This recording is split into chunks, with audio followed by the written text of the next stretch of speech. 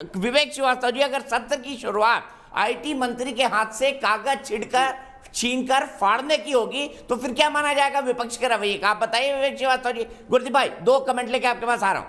देखिए इसमें एक कंटिन्यूटी को देखने की आप कोशिश करिए। सरकारें चलती हैं फॉर्मल डिस्कशन और इनफॉर्मल डिस्कशन दोनों से। सत्ता पक्ष को चाहिए कि ऑपोजिशन को कॉन्फिडेंस मिले, इनफॉर्मल डिस्कशंस भी करे, लीडर ऑफ ऑपोजिशन से टच में रहे। हर बिल के पहले कम से कम ड्राफ्ट का एक डिस्कशन ऑपोजिशन के साथ फॉर्मली एंड इनफॉर्मली दोनों तरीके से होना चाहिए। ज्यादा ऑल पार्टी मीटिंग बुलाइए। लेकिन यह सरकार 2014 से लेकर के आज तक इसने ऑपोजिशन को हमेशा ह्यूमिलिएट किया है और निगलेक्ट किया है। 370 हटाने वाला बिल ला रहे थे, किसी से बातचीत नहीं करी। उसके बाद कश्मीर में ऑपोजिशन को जाने से रोका। सीएए का बिल लाए, ऑपोजिशन को कॉन्फिडेंस में नहीं लिया। किसान बिल लाए, उसके अंदर ऑपोजिशन ने वॉकआउट किया, बुलडोज करके बिल को पास किया गया। सीएए का भी यही हाल है।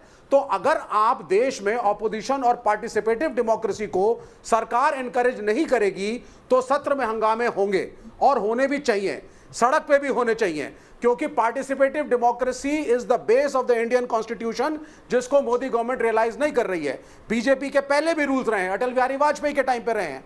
चंद्रशेखर जी के साथ प्रमोद महाजन ने मिसबिहेव किया था एंड अटल जी मेड प्रमोद महाजन को पर्सनली कि जाकर अपोलोजाइज करके आओ। चंद्रशेखर जी एक सीनियर पार्लियामेंटेरियन है।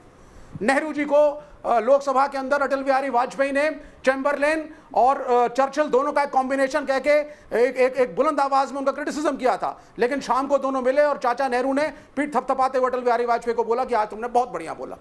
तो ये जो पार्लियामेंट के अंदर जब तक इनफॉर्मल रिलेशनशिप्स, म्यूचुअल रिस्पेक्ट आप नहीं लाएंगे, आप सदन को नहीं चला पाएंगे, आप भागते फिरेंगे। इसका एक ही तरीका है, please give respect to the opposition as per the constitution. लोगों को रिस्पेक्ट दें, बिल्स को डिस्कस करें, लोगों को बुलाएं और उनकी राय लें।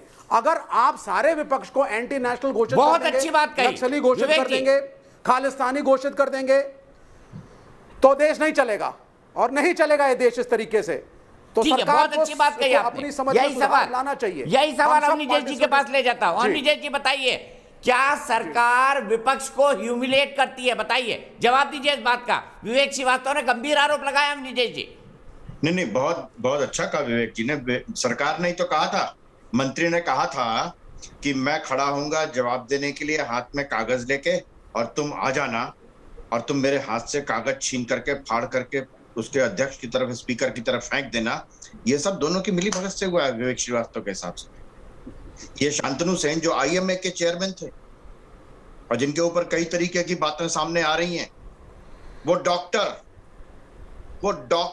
राज्यसभा में जाकर के एक मंत्री के हाथ से अभी पढ़ना शुरू किया, फाड़ दिया। ये भी नहीं मालूम कि है क्या वो जवाब है क्या। ये होता है क्या? ये संसदीय कार्रवाई होती है क्या? और आप जब के उदाहरण देते हैं, मैं अटल बिहारी वाजपेयी के बारे में सीपीआई और सीपीएम और कांग्रेस क्या कहती थी, सोनिया गांधी ने गद्दार कहा था अटल बिहारी वाजपेयी को, गद्दार कहा था।